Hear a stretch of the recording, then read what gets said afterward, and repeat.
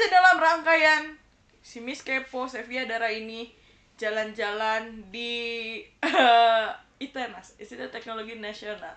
Kita masih mau ngobrol-ngobrol bestie ya sebenarnya sama prodi yang ada di ITENAS ini. Tadi gue udah sempet ke desain, ke teknik.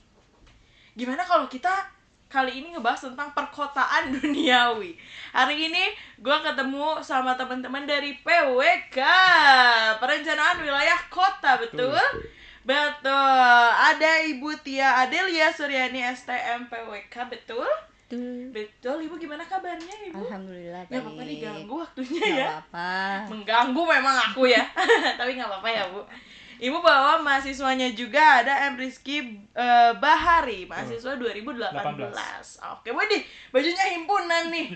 Anak himpunan banget nih kayaknya. Sudah di-request demi. Sudah di-request. Oh, sudah di-request. Baiklah, nggak apa-apa aku ganggu ya. Siap. Ya apa-apa, kita seangkatan kok, tenang aja. 2018 pasti lagi pusing TA kan? Betul. Lusa dia sidang. Mau sidang. Pembimbingnya ini. Pembimbing saya sekalian. Baiklah, satu paket ya. Sidangnya tadi udah beres. Nah, 2 hari lagi. 2 hari Tanggal lagi. 7. Buset, hei, sidang. Sidang. Kita belum sidang. Gimana ini? Tapi semoga lancar sidangnya. Amin. Ya. Amin. Oke. Aku mau ngebahas tentang perencanaan wilayah kota PWK.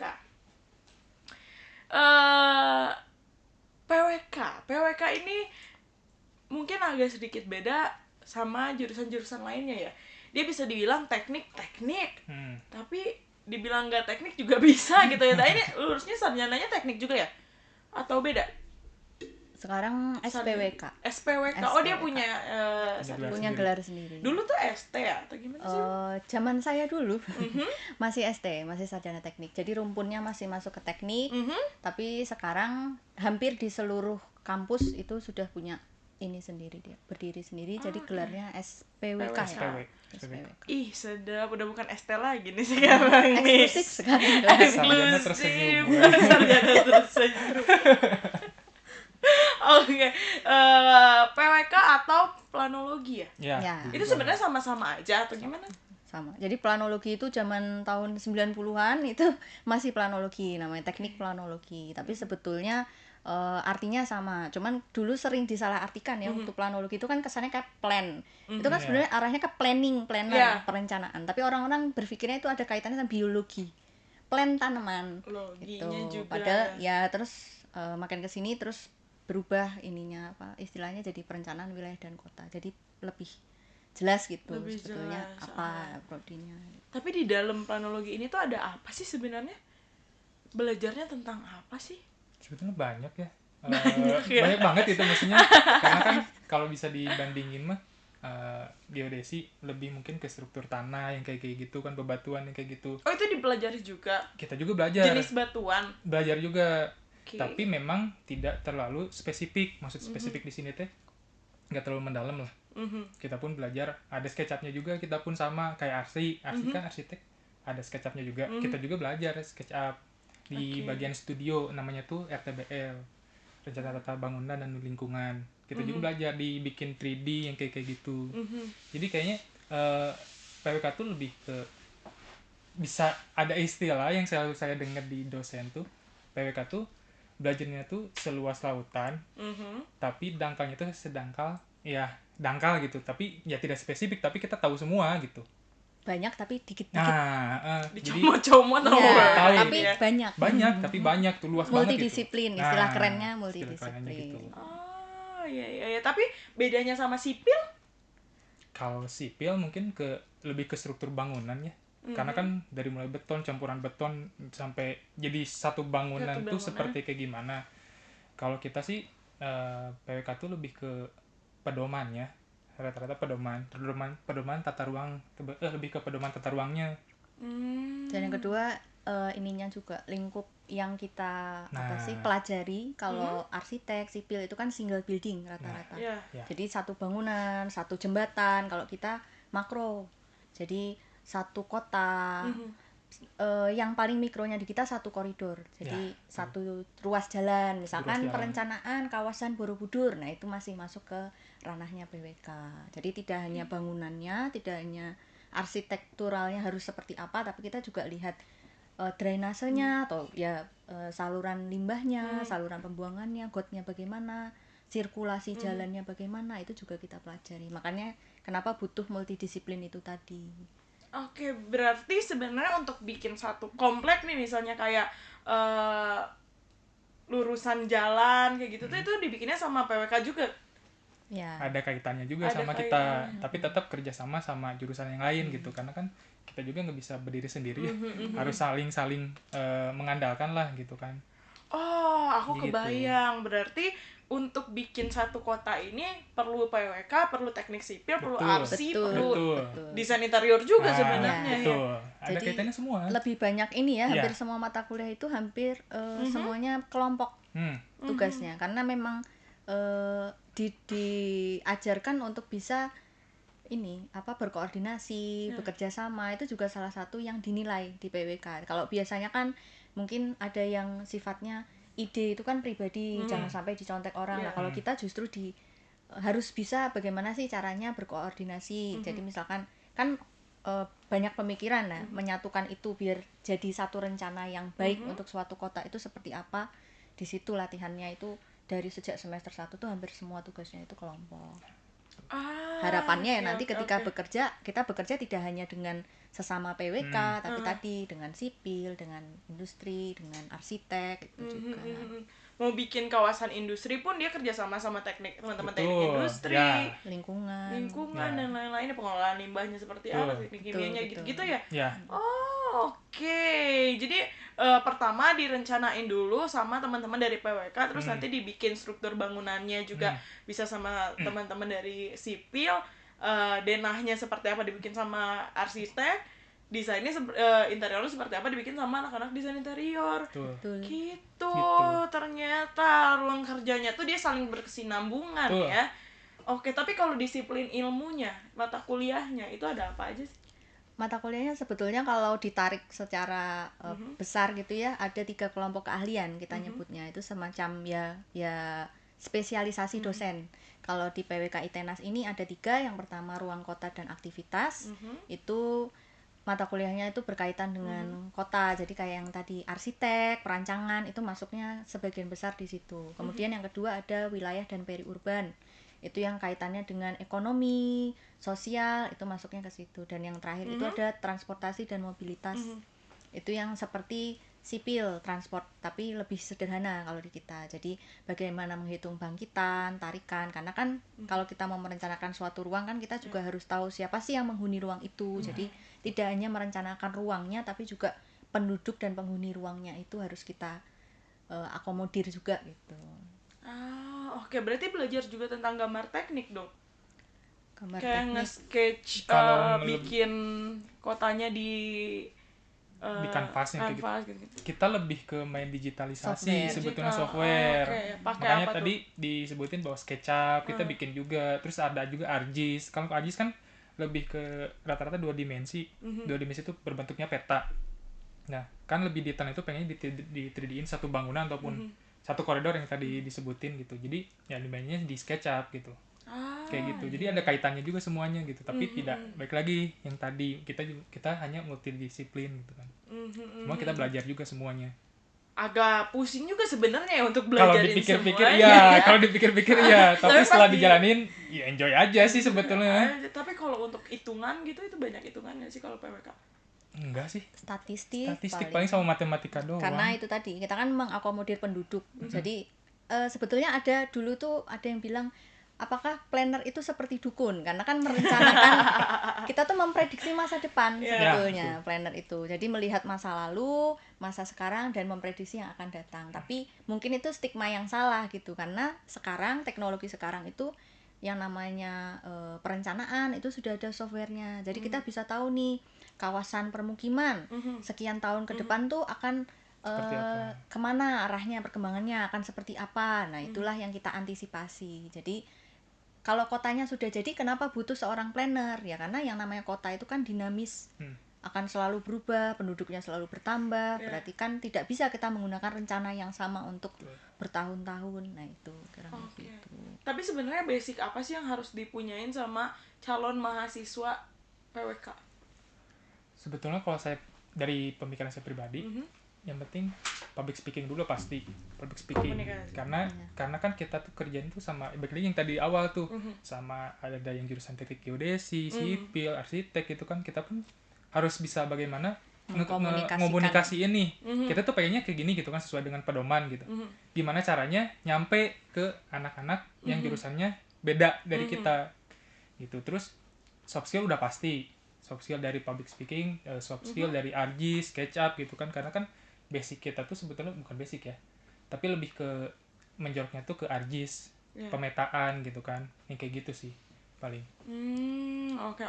Berarti emang nggak ada basic dasarnya sendiri sebenarnya ya, cuman gimana caranya kita berkomunikasi dengan teman-teman yang menunjang nanti akan dibikin si kotanya ini kasarnya seperti itu gitu ya. Nah sebetulnya tidak hanya terbatas pada teman-teman itu kan tadi secara dunia kerjanya, tapi kita juga ke masyarakat.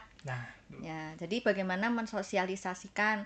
Contoh yang paling gampang kalau belum kebayang PWK itu seperti apa, IKN. Yang ibu kota negara baru. Nah, itu sebetulnya ilmunya adalah basicnya perencanaan wilayah dan kota. Bagaimana sih suatu ibu kota itu? Jadi ada pedoman idealnya, kemudian PR kita harus bisa berkomunikasi ke siapa? Kalau ke orang yang serumpun dengan kita mungkin lebih mudah ya, bahasanya dapat, tapi kita juga harus bisa mengkomunikasikan itu ke pemangku kepentingan. Misalkan kita kerjanya di kota, berarti kita harus bisa paparan di depan bupati, wali kota, otomatis kan bahasanya akan berbeda. Kemudian pada saat program sudah ada, kita harus sosialisasi ke masyarakat. Nah, masyarakat juga kan heterogen.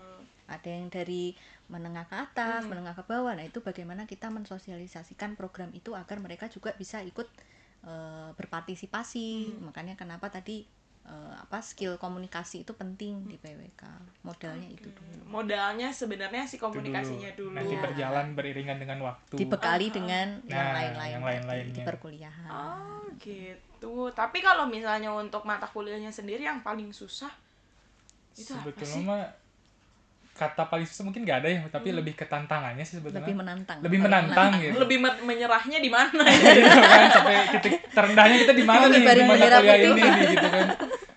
Kalau teman-teman dan juga saya rasain itu di studio, karena studio itu bukannya menjadi momok yang menakutkan, itu enggak sama sekali gitu kan, tapi tantangannya di situ karena kita tuh berkelompok simulasi bagaimana kita tuh ngeproyeksiin bahwa kita tuh punya kota harus digimanain gitu kan, tapi dengan dari yang tadi 3 rumpun yang tadi, wilayah, kota, sama transport. Kita dibagi juga nanti di studio tuh ada juga namanya tuh RT/RW, RDTR, sama RTBL, dan juga transport. Jadi dibagi ke 4 kelompok, tapi per satu kelompok gitu tuh ada yang 10-20 orang gitu kan. Kan menyatukan pemikiran-pemikiran dari tiap orang kan beda ya. Makanya yang menantang tuh di situ juga. Dan juga kita pun menantang itu harus mengkaji juga peraturan-peraturan gitu kan, pedoman-pedoman yang mungkin setelah dibuat sebelumnya gitu kan. Kita pun harus dikaji nih. Sebetulnya misalkan satu wilayah ini kita mau dibuat seperti apa sebetulnya. Contoh misalkan di koridor Dago. Itu kan karena kan koridor Dago udah penuh ya sekarang. Misalkan sebelumnya koridor Dago ini mau dibuat seperti apa gitu. Mau diisi pakai apa? Apakah rumah-rumah doang gitu kan, perumahan doang gitu kan, atau enggak pedagang jasa ataupun industri gitu kan di tengah kota. Nah, itu dikaji. Kalau industri kan mungkin enggak mungkin gitu kan, karena di tengah kota dan juga memang strategisnya tuh mungkin untuk wisata dan juga pedagang jasa gitu kan, karena kan Dago sekarang mungkin lebih ke banyak wisata ya, taman-taman gitu kan, dan juga estetik jalan-jalan Dago gitu kan. Betul. Siapa sih yang gak kenal Dago gitu sih intinya. Kita juga hidup di Dago. Kita hidup di Dago kebetulan ya. Oke. Tapi kalau Rizky ngambil tugas akhirnya tentang apa? Tentang pemodelan rute. Pakai rute, transport. Jatuhnya. Jadi percampuran antara ARGIS dan juga transportasi. Jadi kita sidang di sini aja gitu. Pembimbingnya pura-pura enggak ada aja. Pengujinya tinggal lihat dari sana. Kalau enggak kuat udah. Oke, bikin rute atau gimana tuh? Bikin rute. Jadi hasil outputnya itu peta. Rute alternatif. Petanya petanya itu nanti dibuat di ArcGIS. Misalkan gini, kalau saya kan misalkan ada yang namanya pool. Pool tuh tempat awal si truk sampah ini berangkat, pool, TPS, SPA sampai TPA. Jadi bagaimana si truk ini tuh melewati dari pool, TPS, SPA tuh dengan lancar, dengan indikator atau asumsi itu yang pertama waktunya yang paling terendah dan juga jaraknya yang terendah. Tapi saya di sini ada 4 pemodelan, jadi bukan cuma satu itu doang. Oh, rajin anaknya ya mungkin ya. Rajin. Jadi 4 pemodelan yang tadi yang pool, TPS, SPA, pemodelan pertama, terus pemodelan yang kedua Istilahnya skenario. Skenario rute. Istilahnya. Terus yang kedua ada SPA sampai ke TPA. Itu. Terus pemodelan yang ketiga pool, TPS, SPA dengan dibarengi kemacetan. Kan ada perbedaan tuh antara Jadi what if-nya kita tuh banyak gitu. Tapi kan kita nggak tahu nih maksudnya sebetulnya bakal lewat mana sebetulnya si aslinya gitu kan, secara realnya. Tapi kan kita di sini berusaha untuk sebetulnya ini ada loh gitu kan, lewati jalan ini yang lebih dekat lagi gitu kan. Jadi bisa dipertimbangkan lah untuk dinas-dinas ataupun jadi rute terkait gitu. Kayak gitu akhirnya. Rute terdekatnya yang mana, efektif efisiennya juga dipikirin mungkin ya. Wow, luar biasa ya. Rajin ya berarti ya. Menguras otak. Menguras otak, baiklah. Hey, kita belum lulus. Kita belum sidang. Hey. Oke.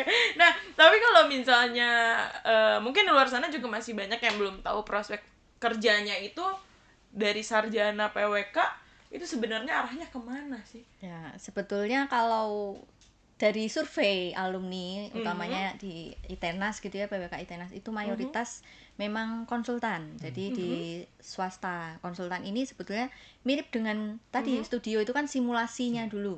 Bagaimana sih merencanakan suatu kota. Nah, nanti ketika lulus bisa, kalau baru lulus biasanya kan ikut dengan orang dulu mengerjakan proyek-proyek tata ruang. Kemudian merencanakan, nanti ikut kegiatan FGD dengan pemerintah kota, dengan pemerintah kabupaten. Kemudian kalau misalkan punya link, punya modal, bisa bikin konsultan sendiri, mengajak teman-teman. Terus bisa juga sebagai pegawai pemerintahan. Rata-rata sih di PU, Bapeda, terus ada juga yang di BPIW, itu juga ada. Lalu dosen mungkin kalau ada yang berminat di dunia akademis itu juga bisa ke dosen. Dan yang terakhir ada LSM, jadi lebih ke fasilitator. Makanya kenapa tadi public speaking itu penting, karena ya belum tentu kita kerjanya di lingkungan yang formal gitu. Jadi konsultan pun kan public speaking juga betul ya. Karena istilahnya kalau di kita tuh jualan kecap jualan kecap ya. Itu harus dimodali dulu itu dari awal. Dan itu tidak terbatas, artinya kalau kebetulan orangnya ceriwis gitu, bisa di PWK, ya itu sebetulnya bukan indikator gitu. Orang yang tidak ceriwis, orang yang introvert tetap bisa. Jadi itu bukan satu hal yang paku. Iya gitu. Bisa diasah kok. Karena tiap mata kuliah tuh presentasi terus ya. Dari semester 1 kan. Semester 1 sampai sekarang pun ada beberapa mata kuliah yang harus dikelompokin juga sama. Harus presentasi bebarengan. Diasah dari awal. Berarti memang si public speaking juga jadi salah satu hal penting untuk teman-teman dari PWK ini gitu kali ya. Oke, baiklah. Nah, yang bisa aku ambil di sini adalah ternyata rencanaan wilayah kota itu bukan hanya sekedar gimana caranya kita ngerencanain si kotanya aja, tapi kita juga harus kenal bahan yang dipakainya seperti apa, masyarakatnya seperti apa, yang penggunanya itu kayak gimana, itu juga harus kita pikirin ya. Iya. Kita baik banget ternyata lah memikirkan semua orang kita ada pusing. Tapi kalau misalnya ditanya ribet atau enggak dunia perencanaan wilayah kota ini?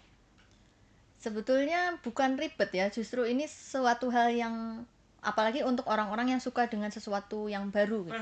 Saya ambil contoh yang konsultan tadi ya, karena kan dia dinamis itu tadi kan, perkembangan kota dinamis. Jadi bisa jadi hari ini kita dapat proyeknya mengerjakan rencana detail tata ruang tingkat kota. Pasti akan berbeda ketika minggu depan kita dapat rencana tata ruang yang wilayah. Dari ruang lingkupnya saja kan sudah beda gitu luasnya. Nah, itu pasti ada hal-hal baru yang akan kita pelajari. Itu dari segi substansi. Belum lagi dari orang-orangnya, siapa yang kita hadapi.